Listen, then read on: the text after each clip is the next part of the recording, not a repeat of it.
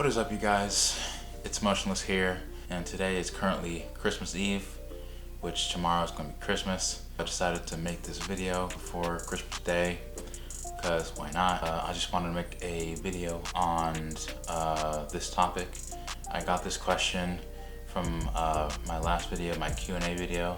I didn't answer it because I wanted to do a separate like full video on how to do this. But happy holidays to everyone out there. I'm going to be showing you how to camber out, lower your DC4, DC2, EG, EK, either hatch, coupe, sedan, your Del Sols, your Accords, old Accords, your CRXs, all those Hondas from like the 90s to early 2000s. I'm going to be showing you how to do that. So I'm basically going to be giving you information from what to get and how to get it, where to go for those parts and stuff like that. Most of it is going to contain fabrication parts. Luckily for you guys, I do that. I do all of that. You see this? Well, two welders right here. I use these two for all the fab parts that I make for people that want to do stuff like this. There's other guys out there that also do this, but I'm just one of them in Vegas that does it. We're going to be giving you the information you need to get started. These are not really in order. You can get, you can get any of these things whichever time you want. Doesn't really matter. I'm just going to be giving you from the front to back what you'll need. The first thing on my list is coilovers. A lot of people that are static, that run big camber, they like to run washers. I've never run washers before, so I have no idea how the ride quality is. From the people telling me how it is, it's not like the best ride quality, of course. Now, you can go pretty low with coilovers that aren't exactly expensive. You can go the cheap route, but I'm just giving you like the best out there for this type of setups, in my opinion. So I do have three options. One is the most affordable, is BC Racing Extreme Lows. I did have those before, and I had no issues with those. I did have custom spring rates on them. You can go custom spring rates. You don't necessarily have to, unless you're like trying to go frame to the ground type thing. Then you should probably get some stiff springs if you're not trying to go the washers route. My second one is D2 Racing Super Lows. Those are the ones that I'm currently on right now. Those are great as well. My third option, which is the most expensive, is Silver's Neomax Super Low Kit. Not a whole lot of people run Silver's coilovers. I don't think I've met one person that has Silver's before. They're pretty uncommon here. I'm pretty sure that all three of these have different sort of engineering towards them. And Silver's is just like better quality parts within it, I guess. That's why it's more expensive. But if I was you, I would just start off with BC Racing Extreme Lows. Those three give the lowest ride height out of all the other brands. Like I said, you don't necessarily need these, but it's just best to go these if you're trying to go as low as possible. Next on my list is aftermarket front uppers or front camber kit. I used to have Blocks Racing, but I switched to True Hearts because True Hearts are better in my opinion. I think they're just structured better. If you're trying to go big camber numbers, I suggest you get those shortened.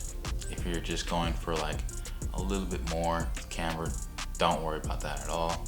I suggest you go either one of these, Blocks Racing or True Hearts. If you're trying to go big numbers, if you're trying to get them shortened, I suggest you go with True Hearts only. Those are just the best, in my opinion, to get those fabricated.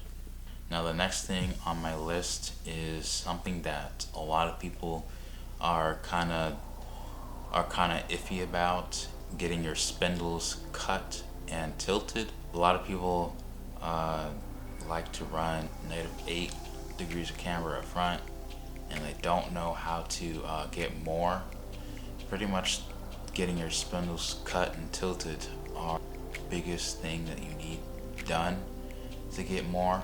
If you're just trying to lower your car without getting a lot more camber, you can just get them shortened, and that's it.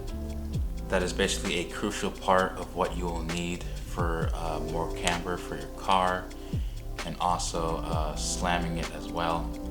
Another thing on my list is going to be extended lower control arms. This is not really a crucial part. It really all depends on how much more you want. If you're only looking to go like, let's say -12, you don't necessarily need extended lowers, because the ball joint will actually still be able to reach the hole in the lowers. If you're trying to go more than -12, let's say -15, -16, around that range, you're going to need them extended, because of course the ball joint won't be able to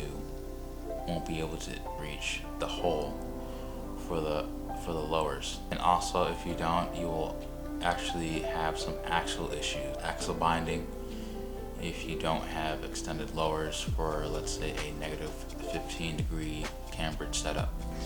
Next thing on my list is extended axles. Now, this is not really necessary. What can happen is, let's say you have just like normal axles, right? And you have extended lowers. What will happen is there's a possibility that the axle won't fit through the spindle all the way because it's too far, since you have extended lowers. So in order to attack that problem is that you will need extended axles. Sometimes that is the issue, sometimes it's not. Maybe you'll be lucky if it fits all the way through. Maybe you won't, and it won't fit all the way through. Now, the next thing on my list is going to be NBC Motorsports drop forks. You can have a lowered setup with just OEM forks, but NPC drop forks, they drop about 2 inches more. If you're looking to go as low as possible, this is going to help tremendously. If you're not trying to go like crazy low, you don't necessarily need that, because the shortening of the spindle is going to give you the height that you want. One thing about NPC forks is that they look way better than OEM forks. They will help a lot. Now, the next thing on my list is going to be something that a lot of people like to forget, and it's extended tie rods or aftermarket tie rods. Extended tie rods is basically OEM tie rods, but they're extended. Now, what I have on my car is True Heart tie rods. That is one thing that you will desperately need to get for a cambered out setup, or your alignment will not work. Now I'm going to go and talk about the rear. There's not really that much to talk about for the rear as much as the front. The next on my list is pretty much the same thing with the tie rods, but for the rear, aftermarket toe arms. Going to need this. Well, not only length, but adjustability compared to just a regular OEM toe arm. The ones that I have on my car are hard race toe arms. That is one thing for the rear that you're going to need. Now, the next thing on my list, aftermarket rear camber kit. In order to get the most camber out of those, what you're going to need to do, there's no fab work needed for this, but you're going to need to cut the threads on both sides. Not too much, but just enough to where that the middle part, I'm not totally sure what it's called, but the middle part is able to thread in just enough so that it doesn't fall out. Just give it enough threading, but I would say cut halfway on each side and take out the locking nuts so that the middle will have more space to camber in instead of those locking nuts taking up space.